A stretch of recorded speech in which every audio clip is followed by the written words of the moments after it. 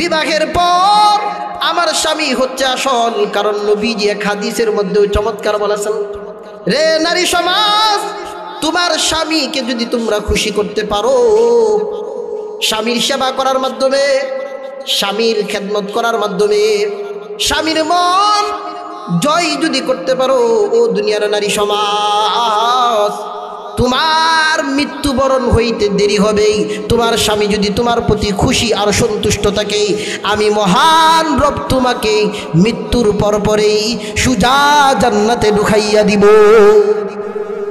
আর যদি তোমার স্বামী অসন্তুষ্ট থাকে, তোমার বাবার বাড়ির অনেক বড় ক্ষমতাশীল, যদি পাওয়ার দেখাইয়া যে আপনার বাড়ির তাহার দরকার নাই, বাপের বাড়িতে সবক গ্রহণ করো, স্বামীর খেদমত করো, স্বামীর খেদমত, হার হালতে স্বামী কোন কাজে খুশি হয়, কোন কাজে বেজার হয়, এগুলোর প্রতি খুব খেয়াল করো।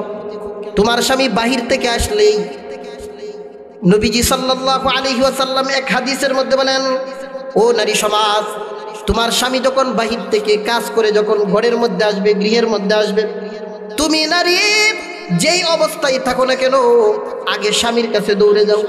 তার কোনো বাতাসের প্রয়োজন কিনা, পানির প্রয়োজন কিনা, কি হালতে আছে তার আগে খোঁজখবর নাও। আর আমাদের মা বোনদের এমনও আছে যে হাঁসেরা খাওয়ান দিতেছে, যে তুমি বউ আসতেছি হাঁসেরা খাওয়ানটা দিয়ে, কথা কয় না, আছে না নাই? স্বামী বাইর থেকে পরিশ্রম করে আসলে তার প্রতি কোনো খেয়াল নাই, দেখেন।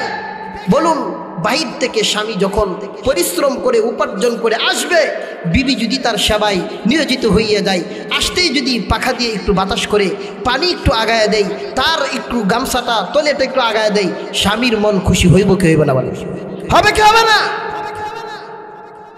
এই জন্যই মা বোন যারা আছেন, স্বামীদের খেদমত করেন। স্বামীর ব্যাপারে নবীজি সাল্লাল্লাহু আলাইহি ওয়াসাল্লাম বলেছেন যে আমি যদি দুনিয়ার কোনো মানুষকে আল্লাহ ব্যতীত কাউকে সেজদা করার সুযোগ থাকতো, আমি নারী সমাজকে বলতাম তুমি স্বামীর পায়ে সেজদা দাও। কন্যা সুবহানাল্লাহ, কত বড় কথা।